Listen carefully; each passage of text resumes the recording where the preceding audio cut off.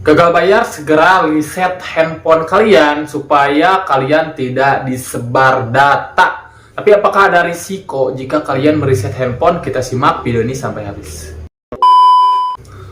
Halo, assalamualaikum warahmatullahi wabarakatuh. Kembali lagi bersama saya di sini. Apa kabar kalian semua? Semoga dalam keadaan sehat walafiat dan selalu dimudahkan rezekinya. Di video kali ini saya akan membahas tentang penyebaran data dengan menyelesaikan sebar data ini dengan cara mereset handphone. Tapi Kak, apakah ada resiko jika kita mereset handphone, mengganti kartu dan lain sebagainya?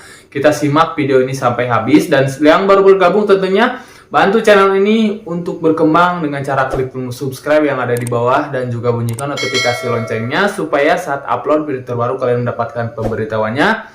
Karena di channel ini saya ingin membantu kalian nasabah yang gagal bayar tentunya supaya terlepas dari jeratan pinjol, bukan hanya membantu dengan menguatkan mental kalian saja, tapi saya ingin juga membantu kalian dengan menyelesaikan jeratan pinjol ini dengan membayar ataupun membantu kalian melunasi hutang ke depannya jika channel ini berkembang ya. Amin ya rabbal alamin. Jadi butuh sekali bantuan kalian tentunya dengan klik subscribe, like, komen dan lain sebagainya ya.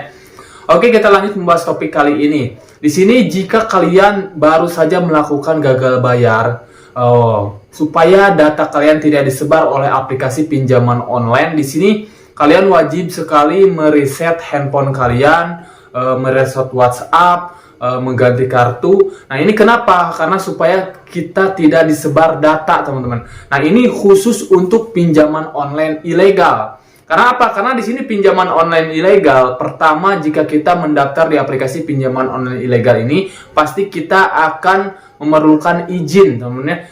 Bukan hanya izin kamera, izin lokasi saja, tapi kalian harus mengizinkan juga kontak darurat ataupun izin kontak, izin galeri. Nah, itu diperlukan untuk pinjaman online ilegal. Karena di pinjaman online ilegal ini biasanya kita handphone kita ini akan diretas, seperti galeri pun bisa diacak-acak oleh aplikasi pinjaman online ilegal, bisa diambil foto-foto di dalam galeri pun bisa diambil, bahkan kontak-kontak di dalam handphone pun akan diambil, akan di-reset, akan di-backup. Jadi kalian wajib mereset jika memang kalian gagal bayar di aplikasi pinjaman online ilegal. Nah, kalau pinjaman online legal, mungkin untuk izinnya itu sendiri, pertama daftar pun tidak ada yang namanya izin akses kontak, tidak ada yang namanya izin akses galeri. Yang saya lihat dari pinjaman online legal yang terdaftar di OJK itu hanya izin kamera saja dan juga biasanya izin lokasi, teman-teman ya. Tidak ada izin galeri ataupun izin kontak ya. Jadi ini penting sekali untuk kalian yang memang gagal bayar di aplikasi pinjaman online ilegal, segera langsung reset handphone kalian, WhatsApp kalian pun di reset, dan juga segera ganti kartu kalian ya. Karena itu supaya menghindari sebar data yang memang akan dilakukan oleh pinjaman online ilegal. Karena pinjaman online ilegal ini pastinya akan melakukan sebar data. Yang paling buruk adalah resikonya biasanya itu akan dibuatkan grup WhatsApp,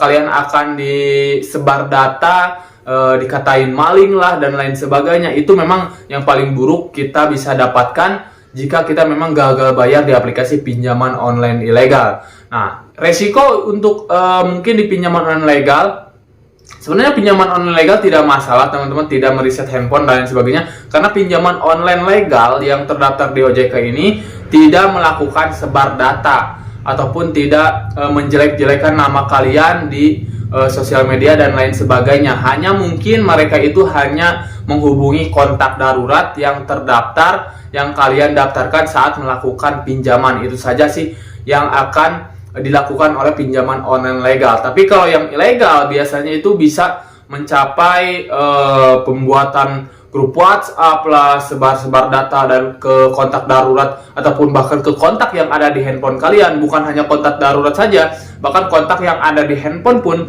bisa mereka ambil, teman-teman ya.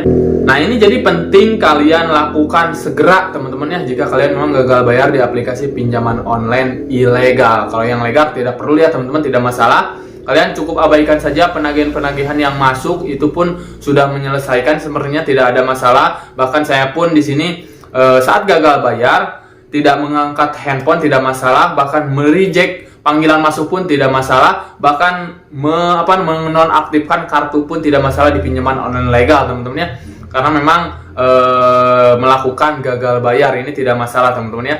Karena memang seperti itu. Kalau yang legal hati-hati. Jadi kalian jangan coba-coba sih pinjam di pinjaman online ilegal, karena itu bisa merusak data-data kalian, bisa mungkin juga disalahgunakan untuk datanya karena mereka ilegal. Mereka bisa melakukan apa saja, bahkan yang melanggar hukum, karena mereka pun mendirikan aplikasi, mendirikan perusahaan itu sudah melanggar hukum karena memang ilegal, teman-teman ya. Itu sih informasinya, mudah-mudahan bermanfaat untuk kalian. Tepatnya yang memang baru saja gagal bayar di pinjaman online ilegal, segera lakukan reset handphone, WhatsApp, dan juga ganti nomor kartu supaya sebar data tidak dilakukan oleh pinjaman online ilegal, supaya data kalian backup data mereka itu sudah hilang di handphone kita, teman-teman. Oke, mungkin sampai ini saja, semoga bermanfaat ya. Saya pamit, akhir kalam. Assalamualaikum warahmatullahi wabarakatuh.